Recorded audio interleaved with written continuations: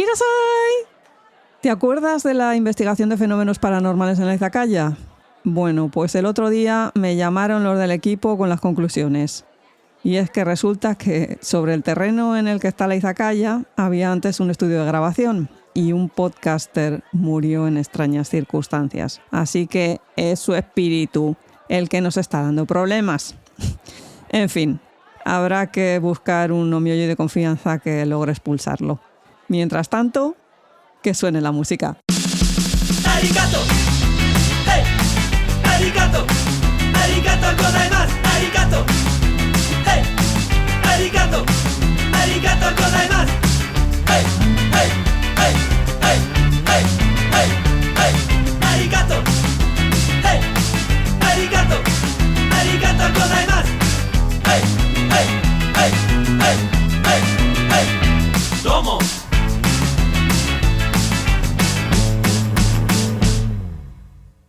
Hola gente, aquí Kitsune, vuestra anfitriona de la izakaya. Hoy grabando en medio de la noche, con la izakaya cerrada, apenas una luz encendida, que no sé yo si me apetece mucho hablar de cosas chungas. Pero bueno, este es el programa que cierra el mes de octubre y por lo tanto las temáticas de terror. Y como yo no sería yo y la izakaya no sería la izakaya si no incluyera algo de kabuki por aquí, he decidido hablar de una de las obras más famosas y de la que ha habido más adaptaciones al manga, al anime, a los doramas, a todo.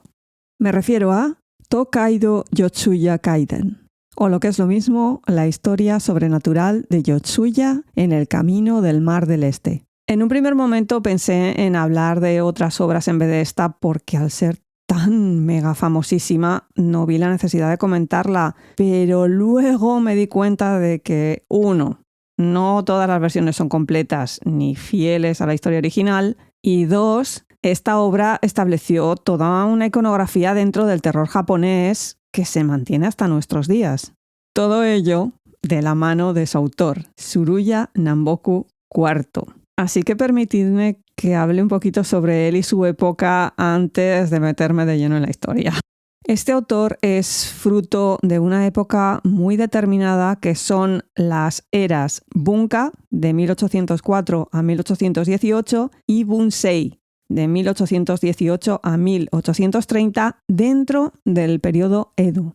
Con la llegada del siglo XIX y el traslado de la capital a Edo, que es la actual Tokio, la escena cultural también se trasladó allí y, por lo tanto, hay un cambio muy importante porque además se decretan una serie de normativas destinadas a controlar los elementos que se utilizaban en las representaciones.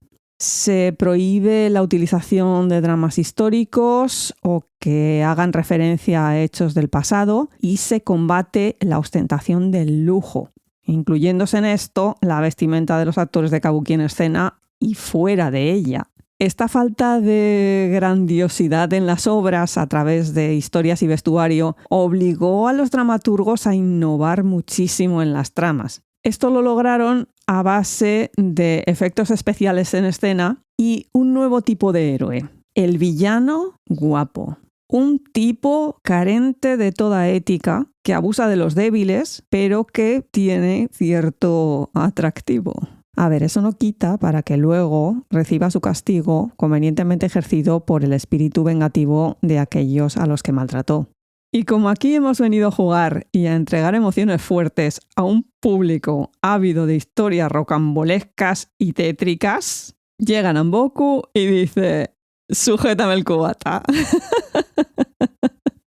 Se desconoce su verdadero nombre porque utilizó diversos alias a lo largo de su carrera. Entre ellos, Sakurada Hyozo, Sawa Hyozo, Katsu Hyozo, Uwa Yosuke. Nació en Edo en 1755. Su padre era el teñidor de telas Ebiya Izaburo. Y desde un primer momento tenía bien claro que quería ser sakusa, es decir, escritor de guiones de kabuki. Así que en 1775 se convirtió en discípulo de Kanai Sanshi. En 1777 pasó a ser discípulo de Sakurada Jisuke I y en 1780 se casó con la hija de Tsuruya Namboku III, un toodori o tramoyista, y del cual tomaría el nombre con el que se le conocería para la posteridad el 11º mes lunar de 1811. A lo largo de su vida escribió 120 obras teatrales, convirtiéndolo en uno de los autores más prolíficos. Pero toda esa producción teatral tiene truco en parte, porque aplicaba una técnica muy habitual en Japón que se llama naimaze, mezclando elementos de otros dramas anteriores, dándoles un toque personal o directamente distorsionando la historia para meter personajes de baja estofa con moralidad más que cuestionable. Dentro de estos, Namboku es el creador del Hiroaku, villano guapo, pero directamente un mierder, y de la Akuba, una mujer de mediana edad que no duda en extorsionar, chantajear o cometer asesinatos. Vamos, lo mejor de cada casa, ¿eh? Todos ellos mezcladitos y juntaditos dentro de un subtipo de Sewamono, que ya os comenté en el programa sobre Kabuki de la primera temporada, que esto eran historias del día a día. En el caso que nos ocupa, se llamó Kisewamono, es decir, historias de la realidad de los bajos fondos. Para que os situéis, esto sería un poco el equivalente del cine negro de los años 30. Las pelis estas de mafiosos del James Cagney, ¿veis por dónde voy? Pero antes de que nuestro autor se hiciera famoso, su trabajo consistía en estrenar obras de kabuki matinales. Y cuando digo matinales me estoy refiriendo a las 5 de la mañana. Con ese horario, ¿me podéis decir quién tiene ganas de ver kabuki? Salvo que sean los que vienen de After, que en fin, ya me diréis. Posteriormente le encargaron las obras veraniegas, momento del año donde todo hijo de vecino con posibles huía de Edo en busca de lugares más frescos y no les culpo. El problema es que eso incluía a los grandes actores de kabuki. En los teatros de Edo se quedaban en cuadro y con los sustitutos. Namboku aprovechó esa oportunidad para montar el numerito una y otra vez con historias loquísimas, usando una escenografía llena de efectos especiales y unas temáticas que incluían fantasmas y fenómenos paranormales, con la promesa de que te iban a dar tantos escalofríos que te olvidarías del calor veraniego. Y sí, este es el momento donde se pone de moda eso de los relatos de terror para combatir el calor.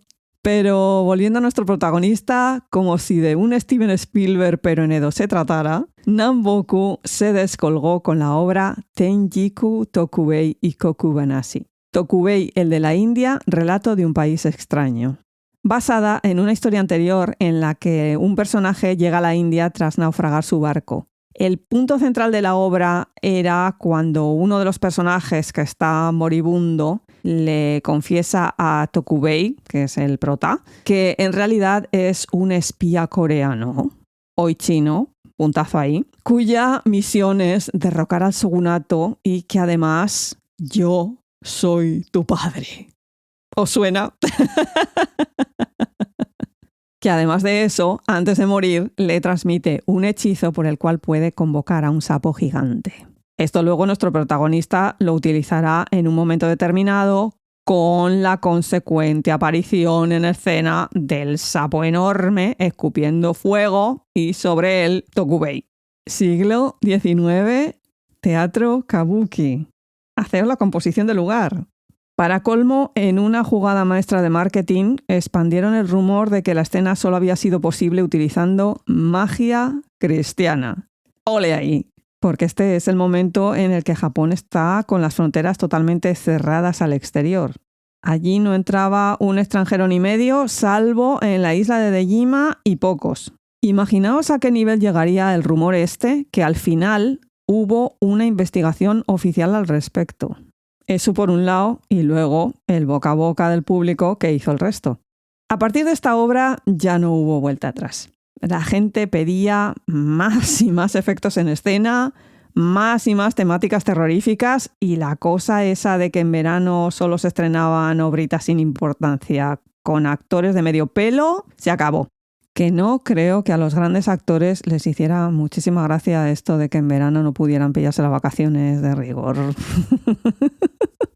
Como pasa en la actualidad, Namboku, una vez dado en el clavo con un personaje, lo reutilizó en spin-off de todo tipo, segundas partes, bla, bla, bla, bla, bla. Y también a partir de ahí, el género de terror estrenado en verano resultó imparable, estableciendo las bases de las temáticas e iconografía que conocemos a través de las películas. ¿A qué me refiero? Pues a fantasmas de cabellos larguísimos sobre la cara, el uso de sotoba, las estelas funerarias japonesas cuando el fantasma desaparece, las deformaciones en el rostro con un ojo así medio caído, las manos de los fantasmas hacia adelante porque no pueden levantar los brazos, espíritus vengativos cuyas acciones culminan en momentos con chorros de sangre por todas partes. Todas esas cosas obligaban al uso de toda clase de recursos para conseguir el efecto esperado y aterrorizar a la audiencia. Y para rizar más el rizo, en la mayoría de casos, un actor principal hacía varios papeles a la vez, incluso con personajes que compartían la escena. Hubo un caso de un actor haciendo 5 personajes, con lo que eso conllevaba de cambio de vestuario, actitud, forma de actuar. Que esto no quiere decir que hubiera pocos actores, sino que, como dice el anuncio, porque yo lo valgo y porque yo puedo. Era una forma de que los actores demostraran su arte y su buen hacer con este tipo de cambios rapidísimos en escena. Y siempre de fondo, lo peor del lumpen japonés. Curiosamente, para los occidentales este tipo de historias comparten muchísimos elementos con la obra literaria victoriana y el terror gótico. Así que no es de extrañar que cuando este tipo de historias llegaron a Japón fueran adaptadas de inmediato. Pero vamos con la obra de la que os he prometido que iba a hablar porque fue el culmen de la carrera de Namboku y probablemente una de las últimas obras del periodo de esplendor de este género. La historia de Yotsuya en el camino del Mar del Este. Es largo el nombre, ¿eh? Se estrenó el 7º mes lunar de 1825, cuando Namboku tenía 71 años. La obra estaba programada como un ninbanme, es decir, que acompañaba a la obra principal en el cartel de ese día. Primero se representaba la obra importante y luego se añadía lo otro para completar la sesión. En el caso de Yotsuya Kaidan, que es como se le conoce ahora, la obra principal fue nada más y nada menos que Chushingura, la historia de los 47 Ronin o leales de Asano. Famosísima y un exitazo cada vez que se representaba. Creo que aquí no os tengo que explicar cuál es la historia de los 47 Ronin, ¿no? Hasta hay una versión con Keanu Reeves. Lo que pasa que con este cartel ocurrió algo novedoso, y es que primero, Yotsuya Kaidan es una historia medianamente original de Namboku, basándose en una mujer real, Iwa, que vivía en la zona de Yotsuya, en Edo, y que parece ser que por un ataque de celos se había cargado a varias personas. Esto lo remezcló con referencias a la historia del otro kabuki junto con el que se iba a representar. Es decir, que la historia es el resultado de una decisión consciente y calculadísima. Con esto lo que logró es que las obras se complementaran, creándose un contraste entre ambas al presentarnos una misma situación, pero con resultados muy diferentes. Y la otra novedad es que se tomó la decisión de dividir la representación en 2 días y en 2 mitades. Es decir, el primer día se representaban los actos primero al 6º de Chushingura, seguidos de los actos primero a 3º de Yotsuya. Y el segundo día se comenzaba con la escena del canal de Yotsuya, le seguían los actos 7º a 9º de Chushingura y luego los actos 4º a 5º de Yotsuya. Lo sé, parece un poco lioso, pero tened en cuenta lo que digo siempre acerca del kabuki. Esto era un follón de gente entrando y saliendo, gente hablando, peña vendiendo onigiris o lo que fuere, cajas de ovento.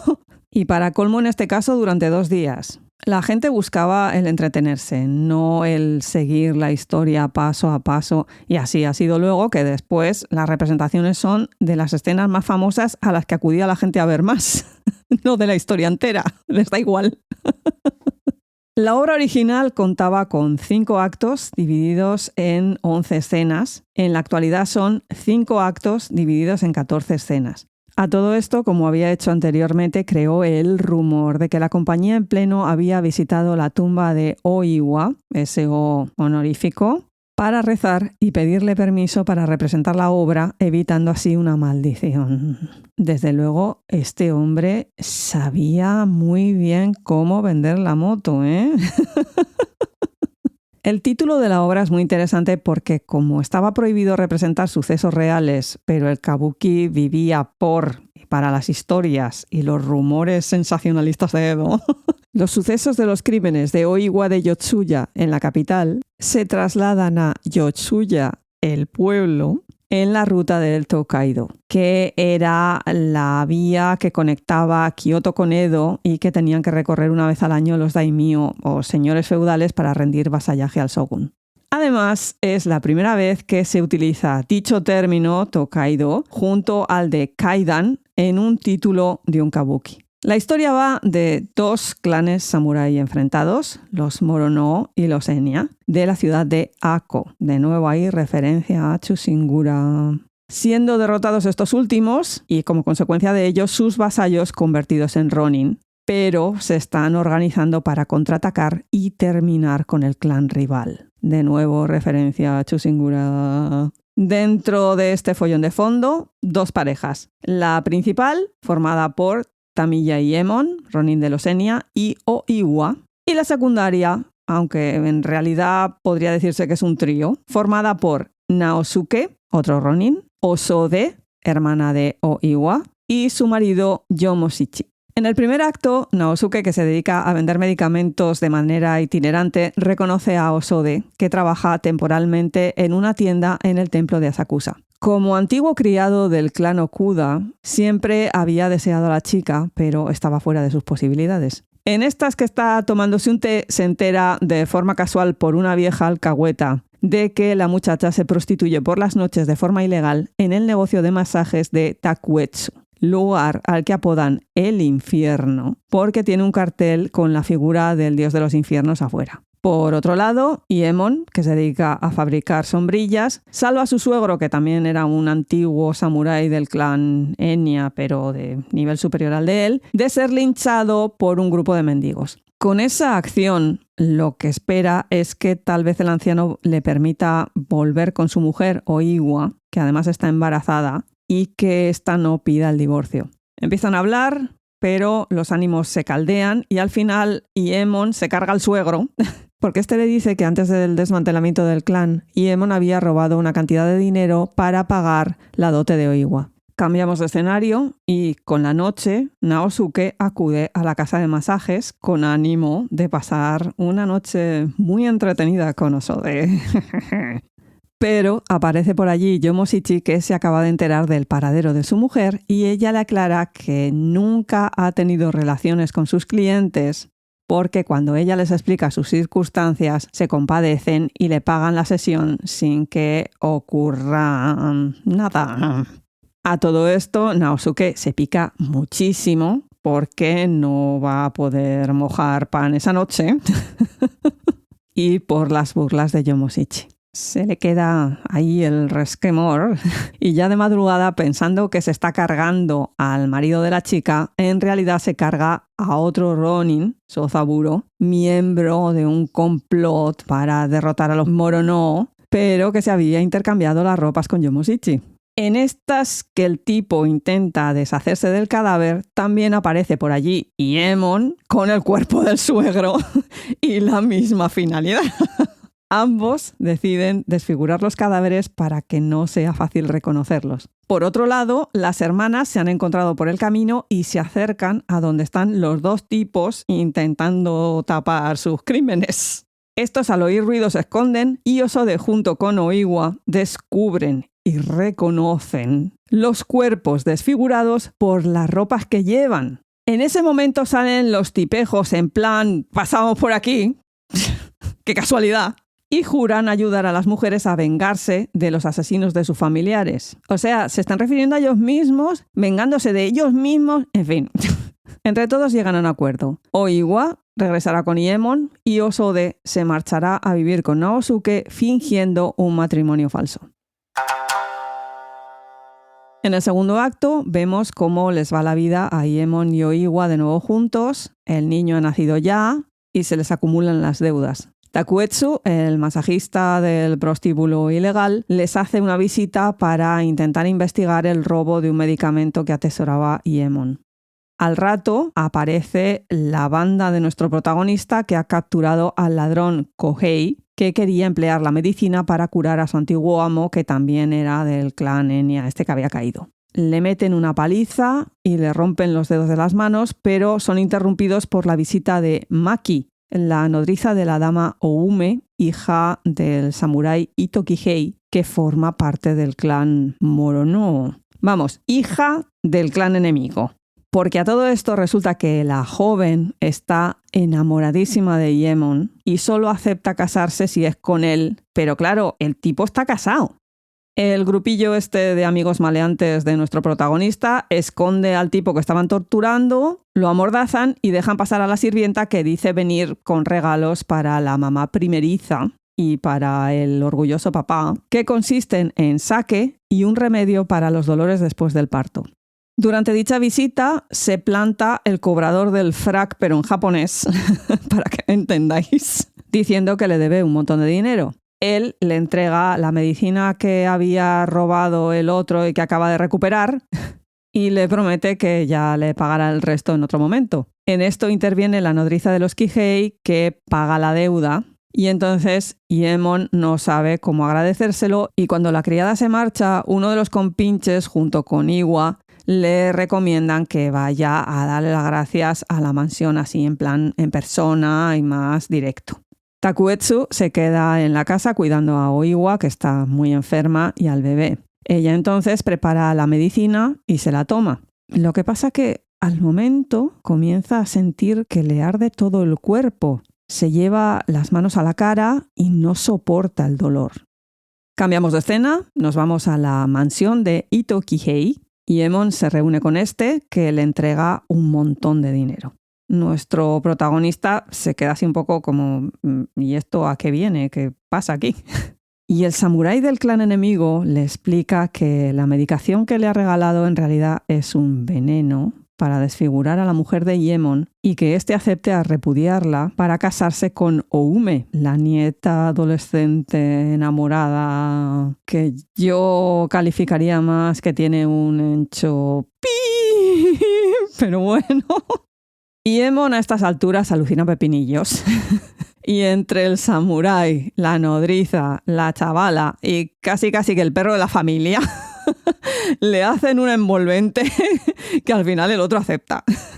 Regresamos a la casa donde ha quedado Oiwa, que parece que está un poquito más calmada. Takuetsu comienza a encender lámparas porque ya ha caído la noche y entonces descubre que la mujer tiene el rostro deformado. Asustadísimo, utiliza la excusa de que falta aceite para las lámparas para huir de la casa.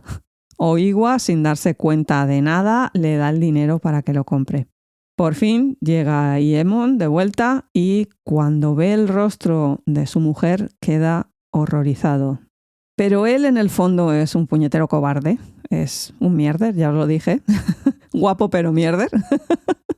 Y con la intención de que ella le abandone, comienza a humillarla a saco. Le quita la mosquitera, le quita el futón y la obliga a quedarse en ropa interior para empeñar también el kimono que lleva puesto. Ella accede sin rechistar a todo lo que él le pide. Nota al pie. Esta escena está basada en un suceso de la vida de Namboku, cuando, acuciados por las deudas, hizo que su mujer empeñara la mosquitera bajo la que dormían. Esto es un objeto de muchísimo valor en los veranos japoneses porque los mosquitos no son de un tamaño normal, son tamaño helicóptero y te comen vivo, literal. Pero volvamos al drama. Desesperado porque no hay manera de quitarse de encima a su esposa, que aún encima para colmo está desfigurada, sale de la casa y se encuentra con Takuetsu, el masajista, que regresa con el aceite para las lámparas. En ese momento a Iemon se le enciende la bombilla y le propone que seduzca a Oiwa para que los pille él infraganti y pueda acusarla de infidelidad para pedir el divorcio. El otro más o menos lo intenta a regañadientes. No olvidemos que ya tiene como media cara morada y el ojo colgando. Y al final se descubre todo el pastel. Ella se ve en el espejo, encuentra por allí un puñal en el suelo, que es el que ha perdido Kohei, al que le han metido la paliza, está por ahí escondido. Quiere ir a cargárselos, en fin, bueno, rabia absoluta. Lanza el puñal y se queda clavado en una viga. Takuetsu intenta calmarla y le recomienda que solucione las cosas civilizadamente. Oiwa accede y decide ir a visitar a la familia Kihei para agradecerles, ironía on, la ayuda, ironía off. Se mira al espejo y con el peine en la mano dice: al menos me gustaría que tras mi muerte este peine vaya a pasar a mi hermana Sode. Y cuando yo me muera, Iemon se casará con esa Ume. Pero mi resentimiento no os dejará vivir en paz. Se inclina para que todo el pelo caiga frente a su cara y comienza a peinarse, pero a cada cepillado cae un grueso mechón de pelo. Uno tras otro, van cayendo y van dejando una calva morada y purulenta. Al percatarse, ella lanza un grito y estruja el montón de pelo a sus pies, que comienza a chorrear sangre. Enloquecida por el dolor, se lanza a por el masajista, que la esquiva y ella termina cortándose el cuello accidentalmente con el puñal que había clavado en la viga y muere. Takuetsu huye despavorido, se choca con Iemon, que entra en la casa y descubre el cadáver. Como la daga era del tipo al que metieron la paliza y que todavía está encerrado en el armario, ve la luz, se le abren las puertas del cielo y decide cargarle el muerto al tipo, diciendo que ambos estaban poniéndole los cuernos. Se carga a Kohei, el ladrón este que tenían escondido, y clava en una puerta por un lado al tipo este y por el otro a su difunta mujer.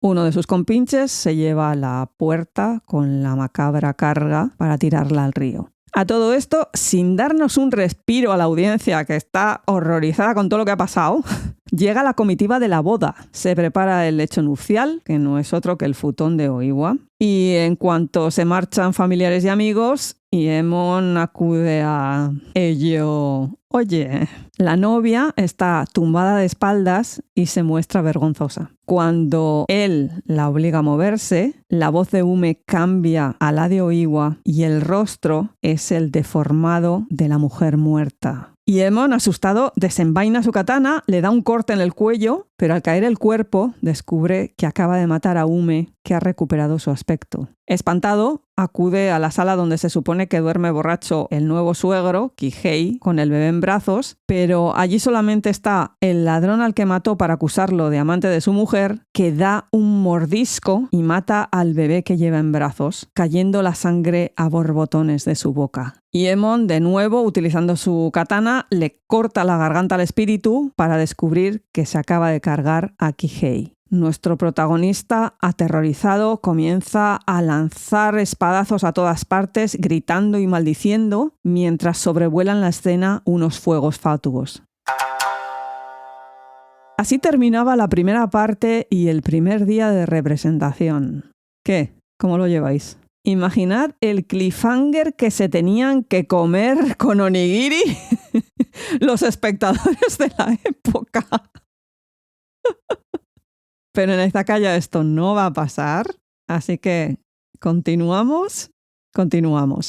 Al día siguiente, el segurata del local, bueno, que en realidad era un actor haciendo del segurata, salía a escena y hacía un resumen en plan: en el capítulo anterior de Yotsuya Kaidan añadiendo lo de la posible maldición sobre los actores y que se habían tomado precauciones. O sea, tú dejas la obra el día anterior con el otro metiendo espadazos, sangre por todas partes, los fuegos fatuos y demás, y entonces al día siguiente sale el segurata del local diciéndote, no, pero tranquilos que sí, bueno, hay una maldición por ahí, pero ya hemos hecho algo al respecto. Estoy yo ahí y me... Después de esto va y se abre el telón. Venga. De los miembros de la familia de Ito Kihei solo quedan Oyumi, su esposa, y Maki, la sirvienta. Ambas malviven en la ribera del canal Oubo. Las dos mujeres se quejan de su destino y comentan que Iemon está en paradero desconocido. Aparece en escena Naosuke, que ahora se dedica a pescar anguilas en el río, y por otro lado, Iemon, que también se pone a pescar. Se miran y se reconocen.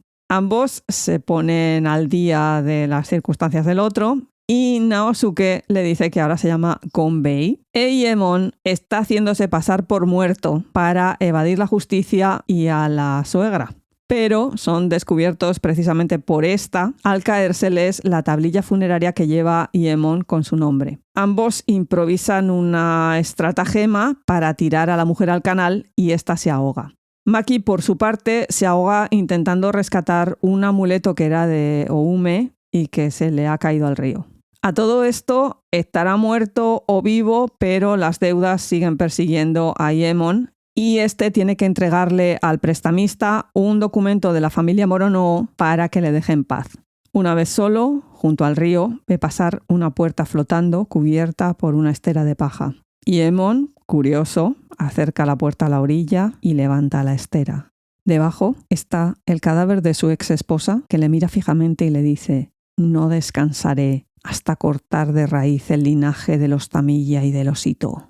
Aterrorizado, da la vuelta a la puerta y se encuentra con el otro cadáver, el del inocente Kohei, que le pide la medicina que había robado para curar a su señor. Iemon empieza a dar de mandobles contra el cadáver, que se convierte en un esqueleto cuyos huesos caen al agua. Siglo XIX, Kabuki, gente.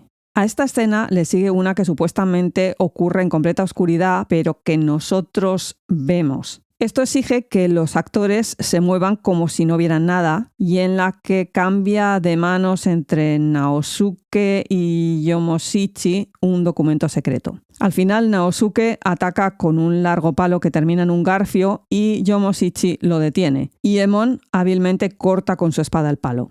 Una bola de fuego surge de repente y todos huyen. En el acto cuarto cambiamos de ambientación. Osode ahora vive con Naosuke como matrimonio, pero no se han casado ni han consumado nada. Su hogar está junto al templo Hoyo-in y su cementerio. Ella ahora se dedica a vender incienso en Asakusa y a lavar la ropa que empeña la gente para revenderla.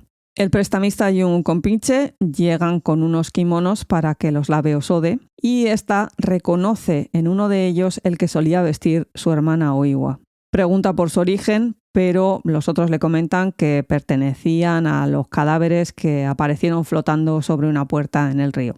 Sode lava el kimono de Kohei y lo deja secando, mientras deja en remojo el de Oiwa. El padre de Kohei pasa por allí y reconoce la ropa de su hijo. Ambos hablan y se cuentan sus respectivas circunstancias. El hombre averigua la procedencia del kimono y en ese momento sabe a ciencia cierta que su hijo está muerto.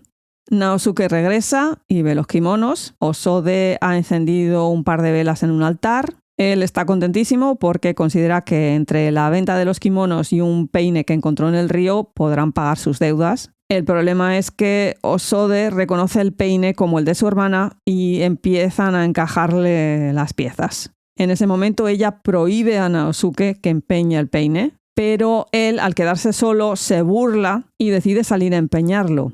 De fondo vemos como las luces del altar se apagan momentáneamente y se vuelven a encender. Y del barreño donde está el kimono sale una mano que le agarra del tobillo. Naosuke, asustado, deja caer el peine al suelo y cuando llega Osode y lo ve ahí, decide guardarlo.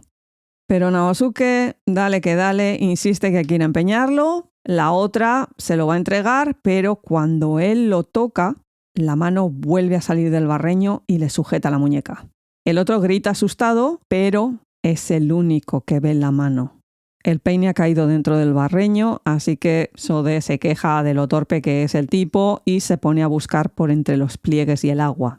Como no lo encuentra, levanta el kimono y empieza a sacudirlo. En ese momento, el agua se convierte en sangre que cae sin parar. Naosuke pega un grito que asusta a Osode y suelta el kimono, del que surge una rata con el peine en la boca y lo deposita en el altar.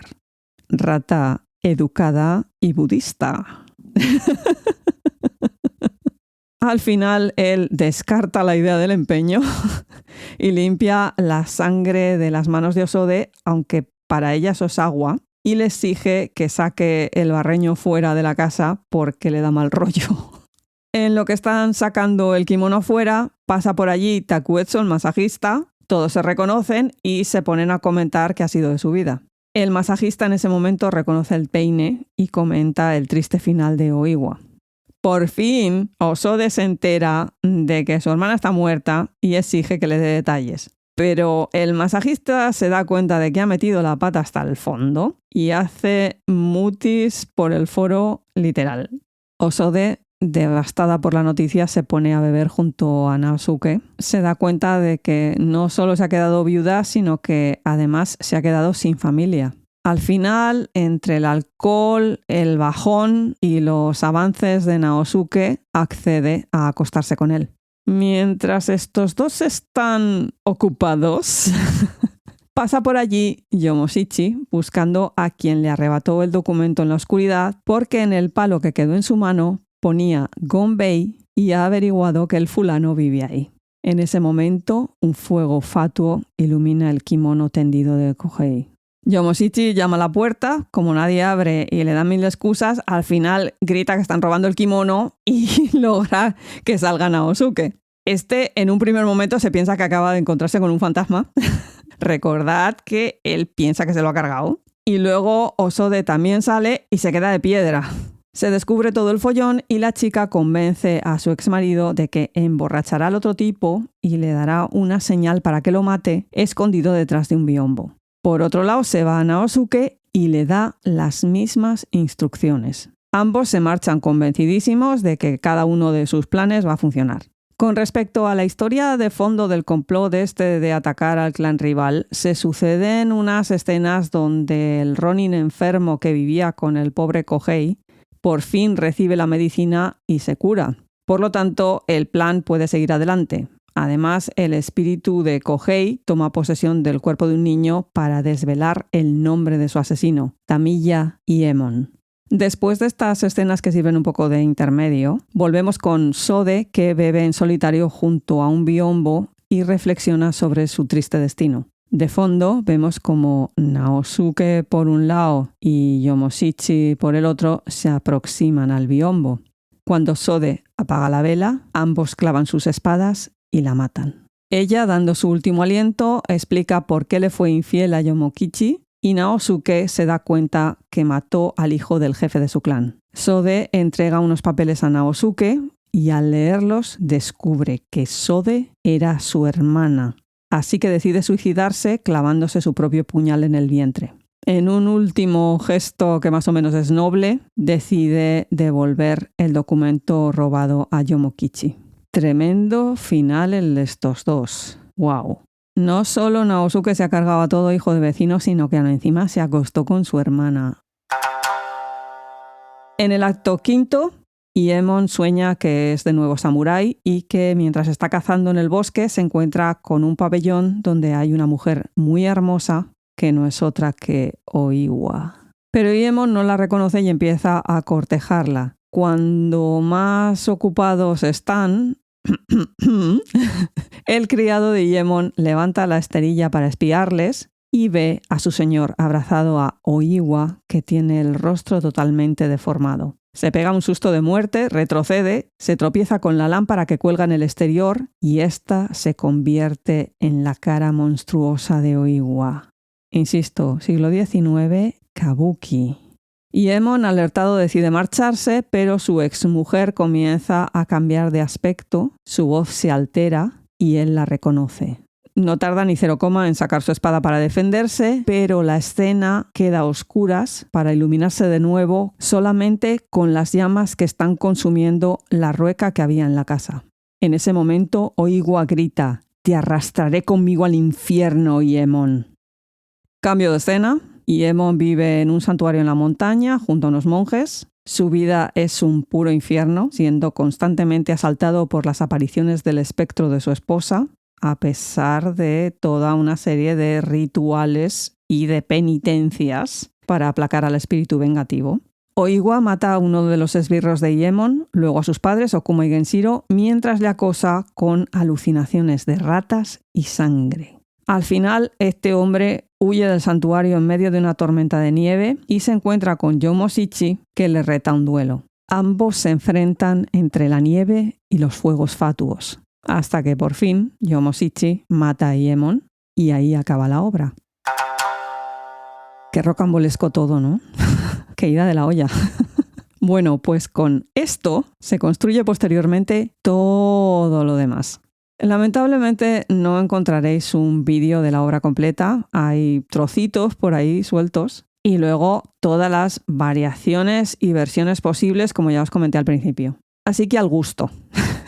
Ninguna sigue la obra al 100% porque, aunque no lo parezca, tenemos que inventarnos drama y les parecía poco lo que había aquí.